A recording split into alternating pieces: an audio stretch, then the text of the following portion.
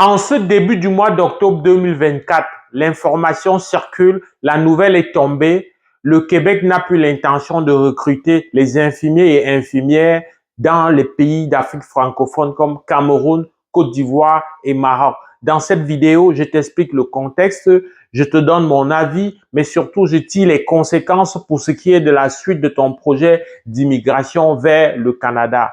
Alors, il faut dire que c'est une mesure suffisamment circonscrite. Je te vois déjà penser à plusieurs choses à la fois, te mêler les pédales, aller dans tous les sens. C'est une mesure qui vient dans un contexte où depuis 2 ans environ, le gouvernement du Québec, à travers son démembrement, avait fait le choix de recruter jusqu'à 1000 infirmiers et infirmières dans ces pays-là pour leur offrir une formation d'appoint avant de les intégrer moyennant l'entrée dans l'ordre professionnel des infirmiers, mais de les faire entrer dans le circuit de la santé publique au Québec. Alors, il y a une première cohorte qui est arrivée et c'était environ 600 et un peu plus. Maintenant, il faut combler. C'est donc pour combler, c'est environ 200 infirmiers et infirmières que la nouvelle campagne exclut vraisemblablement le Cameroun, la Côte d'Ivoire et le Maroc. Alors donc, on voit bien que c'est une mesure bien circonscrite qui concerne ce recrutement précis. Ça ne veut pas dire, en tout cas pour le moment, de ce que cette information revêt comme conséquence, ça ne veut pas dire que les programmes d'immigration permanente de travailleurs qualifiés, les infirmiers de ces pays-là sont à exclure. Donc ça, c'est la première chose qu'il faut savoir. La deuxième chose qu'il faut savoir, donc, c'est que, alors, c'est dans quel contexte moi, je voudrais partager mon avis avec toi sur la question. Moi, je trouve que les raisons avancées, qui sont notamment le fait de la suspicion des Nations Unies, qui estiment que dans des pays en voie de développement, qui ont des difficultés avec leur système de santé, le fait d'en recruter posait un problème d'éthique. Alors, pour d'autres, notamment le Maroc, ce serait parce que le gouvernement du Maroc a formellement requis de ne plus recruter les infirmiers et infirmières du Maroc. Ça, c'est pour le cas particulier du Maroc. Tandis que pour le cas du Cameroun et de la Côte d'Ivoire, c'est un choix qui s'appuie sur le fait des raisons dites éthiques données selon les rapports et les suspicions des Nations Unies. Alors, ma position, c'est que, première chose, c'est une raison injuste et elle est incohérente. Elle est injuste parce que le Cameroun ou la Côte d'Ivoire, deux pays que je peux prétendre connaître comment ça fonctionne, en tout cas, à tout le moins le Cameroun, ben, il y a plusieurs écoles qui forment des infirmiers et infirmières. Et lorsque la formation est faite et complétée, les infirmiers et infirmières qui sortent de là ont le même niveau, ont les mêmes aptitudes. Sauf que tous ne sont pas appelés à travailler dans le réseau public de l'État du Cameroun. Ce qui fait que compte tenu du trop plein de candidats, il y a des personnes qui n'ont pas d'emploi. Certains vont se réfugier dans des cliniques privées, d'autres tout simplement est sans emploi, d'autres même se improvisent pour avoir une profession de personnes qui soignent en privé, ce qui n'est pas du tout bon, au contraire. Donc, à aucun moment donné, le fait du recrutement de manière formelle, de manière factuelle, n'a posé jusqu'ici un problème de santé publique au Cameroun. Donc, à ce titre-là, je trouve la raison suffisamment injuste. Et je pense que pour la Côte d'Ivoire, ce serait exactement le même raisonnement. Elle est incohérente, pourquoi? Parce que s'il faut parler vraiment d'éthique, on va directement pointer le fait des permis de travail fermés. C'est vraiment les permis de travail fermés qui posent un vrai problème d'éthique. Parce que les informations que nous gagnons ici et là montrent combien l'état d'esprit, le harcèlement psychologique et tout ce que les travailleurs qui viennent dans la condition de permis de travail fermé subissent de la part de leur employeur. Pour beaucoup, ils ont abandonné, ils ont pris le risque d'abandonner tout ce qu'ils avaient dans leur pays et une fois arrivés, ils veulent tout faire pour préserver. Ça fait que quand il y a des menaces, bien que quand on leur explique qu'il y a des mesures pour se libérer de ce genre d'harcèlement, ils sont toujours sceptiques parce qu'ils pensent qu'ils ont une famille derrière eux. Et c'est à juste titre, en tout cas, on peut comprendre ceux qui ne font pas le pas d'aller se plaindre. Donc ça, c'est beaucoup plus vers là qu'il faut aller regarder les problèmes éthiques.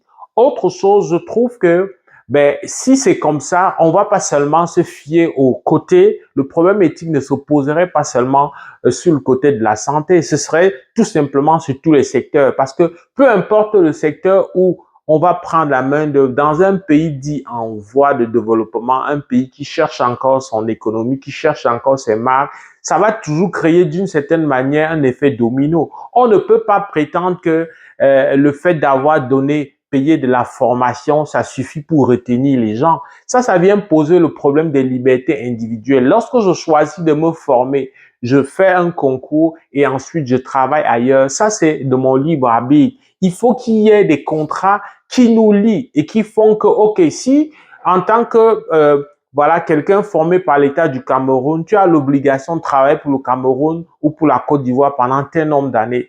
Du moment où ça n'existe pas, on ne saurait parler d'un problème d'éthique parce qu'à aucun moment donné, à la seconde où le gars ou la fille va démissionner, ben, il y aura d'autres candidats. Pour moi, s'il faut appliquer ça, ce ne serait pas seulement pour les infirmiers, ce serait dans tous les secteurs. Mais à ce moment-là, si on veut regarder froidement, ça veut dire tout simplement que le Canada et le Québec particulièrement fermeraient ses portes. Et à ce moment, c'est le Québec qui va tout simplement déposer bilan. Parce que tous ces pays, y compris la France, en France, le nombre de médecins camerounais dépasse le nombre total de médecins au Cameroun, alors qu'ils sont en France. On pourrait aussi parler d'un problème d'éthique. Donc, je pense que c'est assez suspicieux parce que ça vient dans un contexte où la première cohorte, la première vague de ceux qu'on a recrutés sont arrivés avec la manière de les former. Certains n'ont pas pu réussir à des stages et ils se sont vus être contraints à accepter le poste d'aide-soignant. Pour d'autres, parmi, ils n'étaient pas d'accord et il n'y a pas de passerelle pour des personnes qui ont tout abandonné. Il n'y a pas de passerelle vers un stage immédiat pour compléter, pour avoir une deuxième chance. Ça pose un problème parce que ça augmente la précarité, ça augmente le stress et il n'y a pas, pendant qu'il y a eu ces mesures, on va dire, hein, à la base salutaire, d'aller chercher de la main-d'œuvre qualifiée où elle se trouve, il n'y a pas eu un accompagnement dans les réformes sur le territoire pour voir que ben, ceux-là particulièrement, quand ils ne vont pas réussir un stage, qu'est-ce qui sera fait pour eux? Parce que lorsque tu es déjà résident permanent, tu vis au Canada, lorsque ça arrive au Québec, lorsque ça arrive que tu ne réussisses pas un stage, la vie continue, tu es un résident permanent. Donc, c'est normal. Cette mesure-là, cette façon de faire sied avec ce type de statut. Mais quand quelqu'un vient avec un statut d'étudiant et qu'il n'a plus d'autorisation, par exemple, de travailler, etc., avec tout ce qui vient avec le statut d'étranger, ça devient vraiment un problème. Je pense qu'il n'y a donc pas eu un suivi. L'idée de départ était bonne, mais il faut compléter, il faut aller jusqu'au bout. Moi, je dis que dans un contexte, c'est assez suspicieux, dans un contexte où il y a eu des plaintes de ces infirmiers et infirmières venant majoritairement, pour certains qui ont témoigné à visage, voilà, qui ont témoigné sous anonymat de peur de représailles. Il y en a qui clairement venaient de ces pays-là. Est-ce qu'il y a un lien? Je ne peux pas déjà établir un lien. Mais le contexte, ça fait créer, ça jette de la suspicion là-dessus. Et pour des raisons de cohérence, c'est pas seulement les infirmières qui devraient subir, mais c'est tous les secteurs qui viennent de ces pays-là. Et si tous ces pays-là qui ont la pléthore de main-d'œuvre qui ne sert à rien, parce que peu d'emplois, si on met ça de côté, ben, une fois encore, c'est le Québec et le Canada qui va fermer bilan. Moi, je trouve que c'est injuste, mais ceci étant, toi, ce que tu dois savoir, c'est que cette mesure n'est valable que pour le recrutement des 200 ou 300 autres infirmiers de la campagne. Donc, ils vont se diriger, voilà, prioritairement vers la Tunisie et éventuellement vers des pays d'Europe. Alors, mais pour le reste, en tout cas, en attendant que la réforme aille plus loin, ce qui serait hyper injuste et voilà, incohérent, si la réforme va vers les procédures de résidence permanente, ben, ça veut tout simplement dire qu'il y a une discrimination assez flagrante vers certains pays d'Afrique francophone. Moi, j'estime que cette décision n'est pas suffisamment motivée.